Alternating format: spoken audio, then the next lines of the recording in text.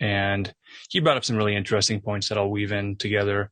He had just traveled from the Pacific Northwest to the Southeast into Florida, and he noticed that the humidity in the Florida swamps area sort of had a better recording of memories and hauntings, and like maybe Haitian voodoo type of a thing where there's just loops playing back in loop and loop and loop, and that's sort of maybe like a drum circle or whatever they do when they beat the drums and they kind of get themselves into a religious, ecstatic, altered state of consciousness. So he was saying that the humidity and the heat and the swamps and all of that is very, very different there. And I was connecting that to a Pentecostal Assemblies of God revival in the Pensacola, Florida area, the Brownsville revival, if anyone's familiar with that. Yeah. I keep bringing that up. So now you have this connection of being filled with the Holy Spirit. You have maybe a Christian mysticism sort of thought.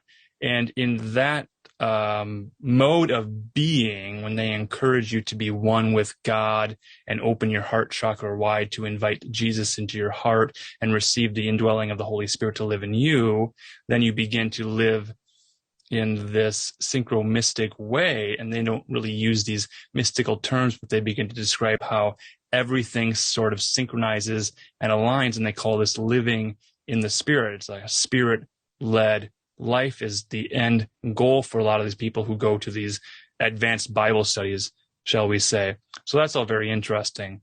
And there's then my Spirit-led 70s Jesus tunic right here, Alan. Yes. So on the Easter show that we did, I wore something that was kind of an eggshell off, more of a tan khaki type color, which unlocked this memory in me. And Juan had asked, not Juan, Homie Romy of Rising from the Ashes had asked me about dreams, and I began to unlock this memory of a sleep paralysis experience I often had as a child. I was in my bedroom, I'd be lucid, I'd wake up, and my body would be paralyzed. But I would know that outside my bedroom door was a glowing, glorious aura of the Christ figure wearing, wrapped in those cloths that he's so familiar with in all these paintings, and it's just radiating light, but I would be paralyzed.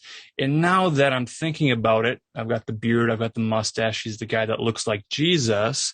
On my website, scroll down to the bottom, you'll see I'm holding an image, and it's of Jesus, and I'm looking at it, I'm shaking my head like, no, I don't see a resemblance, sort of a tongue-in-cheek joke thing. So it was Jenny B who then took my image and mirrored it back into the painting.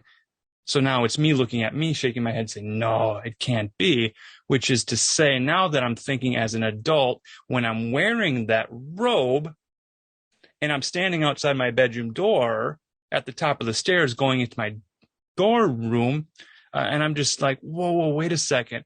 Was the dream that I had as a boy, me looking like Jesus, but as a boy, I didn't see myself as that figure because the light radiating from the skin was sort of obscuring the face. And now I'm wondering if the dream I had was influenced by the programming of the religious experience and all the pictures of Jesus. But now I'm thinking, was I seeing myself in the future wearing that special raiment, that garment? And then all of a sudden he just pulls it back, just whack. Oh, brilliant. Love you, Alan. You're just